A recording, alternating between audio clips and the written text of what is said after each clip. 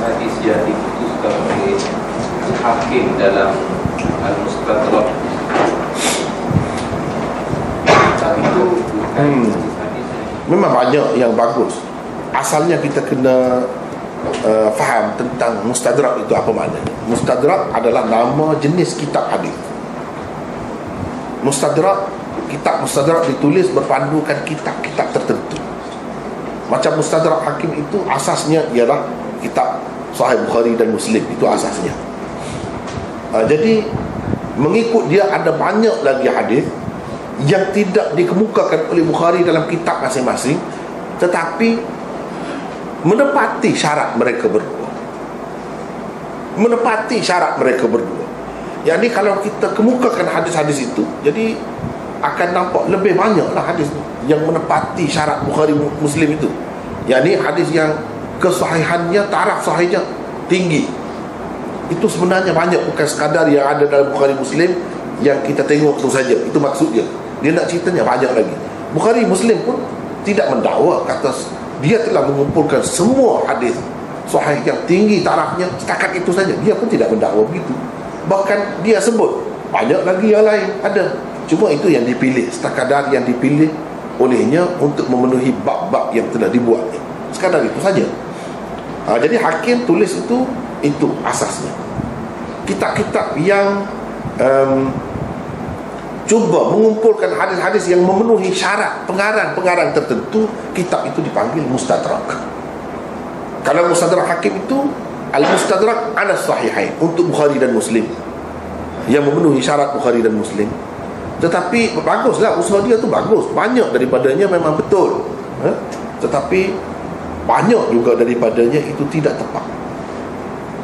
Patutlah Imam Bukhari Muslim tak masukkan pun, tak ambil pun, sebab tidak menepati syarat dia pun. Antaranya yang berlaku begitu, yang Imam Bukhari sebut misalnya sebagai syawahid atau sebagai mutaba'at, Imam Muslim sebut sebagai mutaba'at. Mana perawi dia tu bukan perawi kuat sangat, bukan menepati syarat Bukhari itu lagi, tapi dia sebut sebagai mutaba'at ataupun syawahid. Tiba-tiba Hakim ni ambil perawi itu dan dikatakan menepati syarat Bukhari. Itu silap. Tapi pada dia, macam mana yang dia kata memenuhi syarat Bukhari itu, yang macam itulah. Itu antara sebab jadi tergelincir. Satu.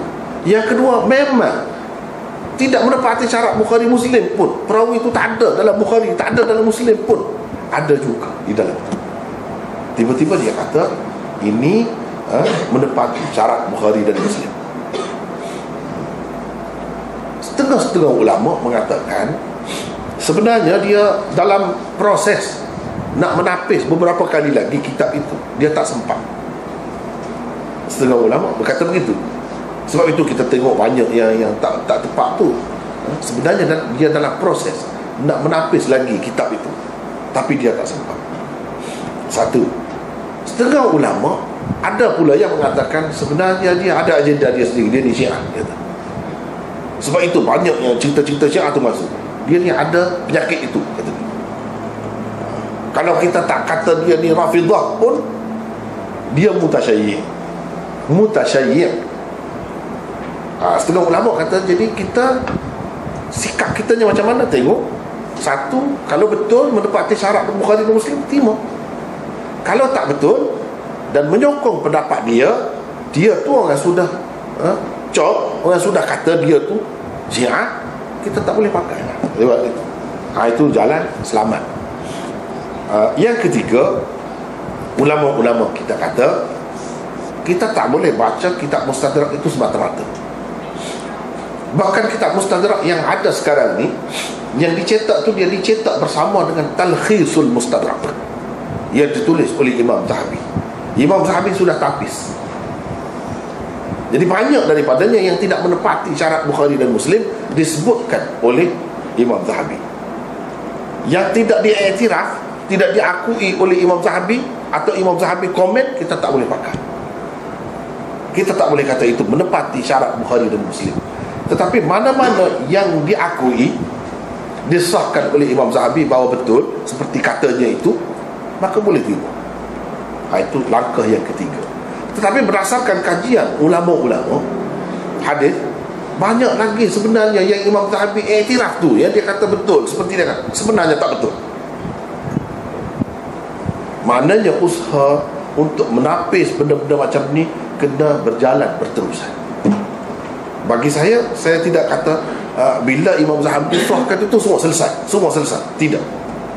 Sudah terbukti berapa banyak yang Imam Zahabi kata betul seperti kata dia, bila orang kritik tak betul. Jadi kitab-kitab seperti ini sebenarnya kalau nak diguna baru ada faedahnya kalau orang tu orang yang pandai, memang ahli ilmu, ahli hadis ni, baru dia dapat faedah. Tapi kalau kita dedahkan kepada orang ramai yang tak tahu apa pun tentang usul hadis, dia boleh membahayakan mereka kalau dia belajar sendiri macam tu. Tapi kalau dia merujuk kepada ahli dia, insya-Allah tak apa, boleh guna dengan syarat dia, boleh guna. Itulah sebuah ringkas tentang Mustadrak.